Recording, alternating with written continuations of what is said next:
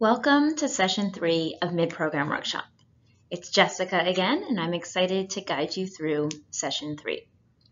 At this point in Mid-Program Workshop, you have reflected on the past 2 months. You have focused in on your community action project as a strong idea and a draft of your goal for your project. And this session is all about taking an idea and making it into reality. How will you bring this idea to life and reach the goal you set out for your project? Let's get started. First, think about a project that you have successfully implemented either here in the United States during a practicum or back home. What made this project successful? What challenges were experienced? And could you have planned better for those challenges? Take a moment now to pause the video and think about what made a project successful and what were certain challenges that you faced, although inevitably the project was a successful project. Welcome back. Hopefully you paused the video and took a moment to reflect on a successful project in the past. And hopefully reflecting on a previous project provided you some insight into how to approach the planning of your community action project. Now is the time to begin strategically planning your project so that you are equipped to implement it when you return back home. The CAP provides you the opportunity to be a project manager. Remember the first subject you took, which was the very introductory project management subject that you completed the first week on your fellowship. Some of you expressed in the forum that you felt very skilled, very knowledgeable and confident as a project manager. Some of you were in between. You said, well, I'm really strong on these few leadership and technical skills, but I really need to grow my skills in other areas. And some of you felt like project management was something really new for you professionally. We are all at different stages of growing our skills and being effective project managers. So as always, we encourage you to reach out and support one another. Let's review the technical and leadership skills, which we talked about in the Introduction to Project Management course. First, let's talk about the leadership skills. This should all be a reminder from the earlier subject. But what are the things that you'll need in the leadership bucket to be a great project manager? Of course, the internal drive and passion, as well as the strong vision. Both of these are very much needed for your community action project, which we've already talked about how it should be aligned with your vision and something you're very passionate about. The ability to motivate and manage others, that's certainly something that you will need to do as part of your community action project. And you have a whole subject on this in a few weeks with your leadership coach, Deidre. Running effective meetings, so how do you bring people together for a meeting to help plan or implement your project? And remember, that's also something that can be within the technical skills bucket too. Being able to collaborate with others, work with diversity, mitigate and manage conflicts, those are very important. And as you learned in the Overcoming Challenges courses subject, hopefully you develop some new skills around that by practicing dialogue in your host community. And then, of course, communicating effectively internally with your team and then externally to the public so that they're aware of your project, aware of why it's so important, and are on board. Now, these leadership skills, again, are things that you have been focusing on in CSP through the CLI course or through your practicum, and things that you will continue to focus on through the remaining subjects. Now, let's talk about the technical bucket. You all might remember this. The different technical skills, such as having the subject matter knowledge or expertise. This is what we talk about when we discuss the community action project and why you are the right person to address the need. And that's because you have some expertise in that topic.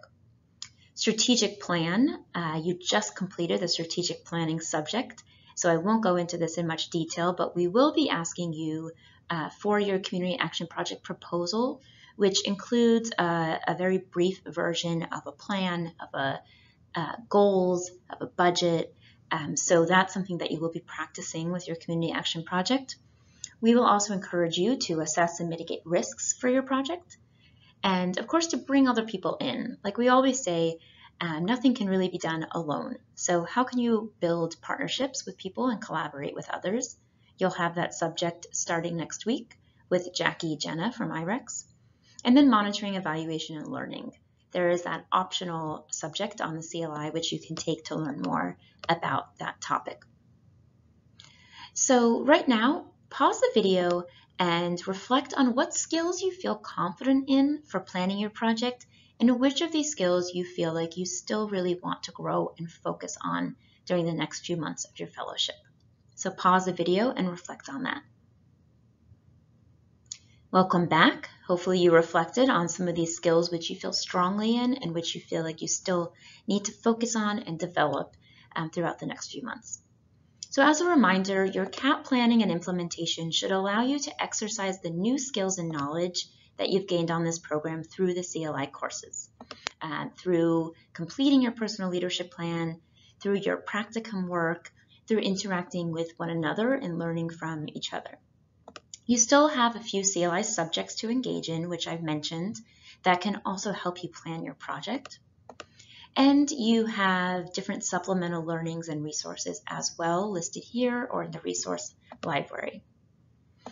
Now, these are going to be helpful for you as you grow your project management skills. But again, keep in mind that you have your practicum organization, you have the CSB alumni network, and you have other people in your community as well as your other CSP fellows in your cohort that you can ask for help, advice, and resources from as well.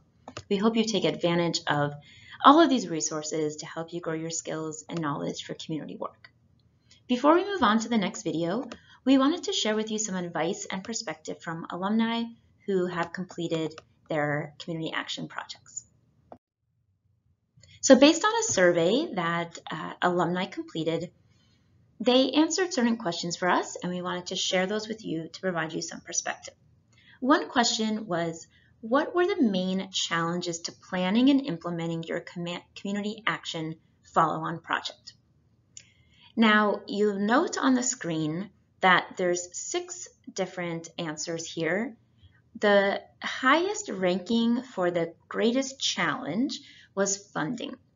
So alumni really emphasized that funding was the biggest challenge, and that's why in CSP we really emphasize planning for a very low-resourced project.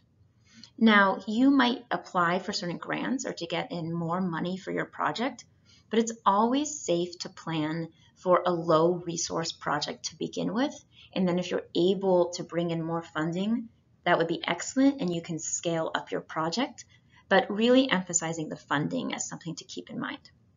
The second challenge that was most common was juggling other existing responsibilities.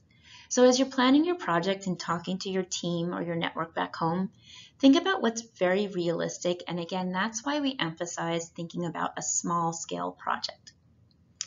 Now, the third challenge was the timing of the project.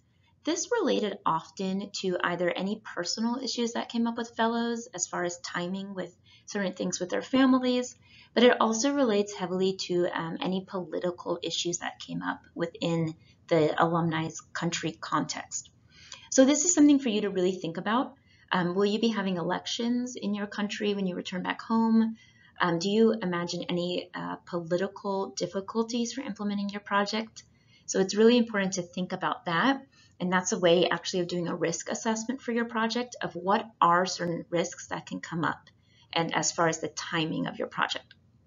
The fourth was the lack of human resources. So again, emphasizing low-resourced, small-scale project to begin with.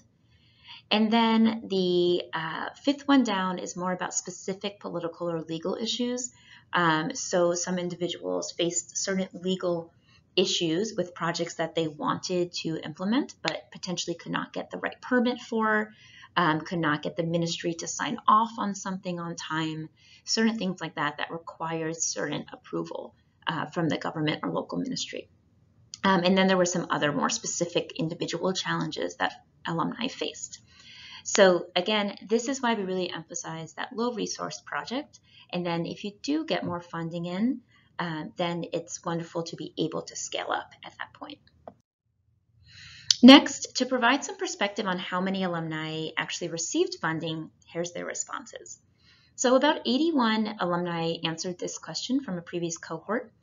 And you'll see that less than half of the people who responded received funding to implement their project. That means that over 50% of those that responded did not receive funding. So keep that in mind again as you plan your project, and some received small-scale funding. So alumni also provided some really useful qualitative advice when asked what they would want new fellows to know. Some of those are included here on the slide, but we do also have a handout that you can access below this video. Some said that they wanted other fellows to know how to be more flexible and enthusiastic about sharing their project. Some also said that they want people to know that they can draw from the support of the whole CSP network and to stay motivated despite some challenges, and that it's not always easy to identify resources, but there are always opportunities within the community around networking. So again, you could read all the different advice in the handout. And lastly, as a next step, the next videos are specifically designed for you to build skills and identify the assets that you have for planning and implementing your project. In the next video, we'll talk to you about creating a network map and identifying your core network.